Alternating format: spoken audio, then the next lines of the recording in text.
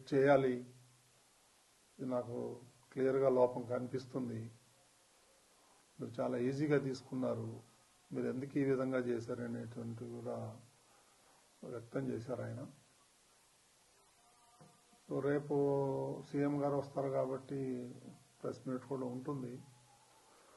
ఇంకా రేపే సీఎం గారే వీటన్నిటికీ అడ్రస్ చేస్తాడని అనుకుంటున్నాం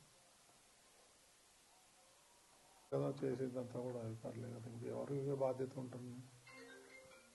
ముందర రోజు నిన్న కూడా నేను మీటింగ్ కాల్ఫర్ చేశాను అధికారులతో.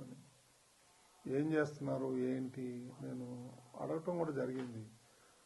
చాలా ఈజీగా తీసుకోవద్దండి మీరు, నాకు ఇన్ఫర్మేషన్ ఉంది గొడవలు జరుగుతాయేమో అని. అందుకని నేను ఈరోజు మార్నింగ్ కూడా ప్రెస్ మీట్లో అదే చెప్పాను. తిరుమలకి రానివ్వరేమో, దర్శనాలు కావేమో అనేటువంటి రూమర్ బాగా సోషల్ మీడియాలో స్ప్రెడ్ చేశారు. అందుకే నేను మార్నింగ్ కూడా దాన్ని ఖండించాను నేను మీ అందరి ముందరే. అలాంటిది ఎవరు ఉండదు, ఎవరైనా రావచ్చు తిరుమలకి, దర్శనంకు మాత్రం టోకన్లు ఉండాలి తప్ప తిరుమలకు రావద్దని ఎవరు అనలేదు. ఎవరైనా రావచ్చు అని పొద్దున్నే నేను స్టేట్మెంట్ కూడా ఇచ్చాను. నాకు తెలుసు ఏ గొడవ అవుతుందేమో అనే నాలో అనుమానం ఉంది. నేను అధికారుల దగ్గర కూడా వ్యక్తం చేశాను. ఎస్పీ దగ్గర కూడా నేను టెంపుల్లో కనిపిస్తే చెప్పాను, మీరు ఆషామాషిగా తీసుకోవద్దండి, దీన్ని జాగ్రత్తగా చేయండి. అప్పుడు అన్నారు వాళ్ళు 5,000 మంది పోలీసులను పెడుతున్నామండి, మేము చూసుకుంటామండి, అది ఇది అని అన్నారు నాతో. ఇది దురదృష్టకరం. ఇప్పుడు ఎవరిని మనం నిందించలేము, ఒకలా ఇద్దరా అనేది. ఈ పొరపాటు జరిగిపోయింది, మరి దానికి చింతించడం తప్ప మనం చేసేదేం లేదు ఈ టైంలో.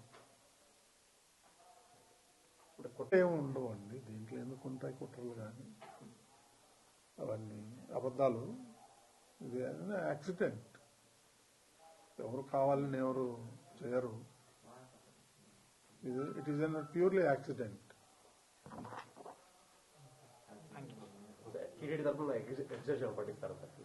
రేపు ముఖ్యమంత్రి గారు ప్రకటిస్తారు. కొంతమంది ఉన్నారు, ఇంకో 20-25 మంది క్యాజువాలిటీ అడ్మిట్ అయ్యారు. రియా హాస్పిటల్లో కొంతమంది, సిమ్స్ లో కొంతమంది ఉన్నారు. చూడాలి, నేను కూడా వెళ్తాను, వెళ్ళి చూసేసి వస్తాను. అక్కడ బాగా టెన్షన్గా ఉంది, అందరూ ఉన్నారు, యంత్రాంగం, జిల్లా యంత్రాంగం అంతా అక్కడే ఉంది.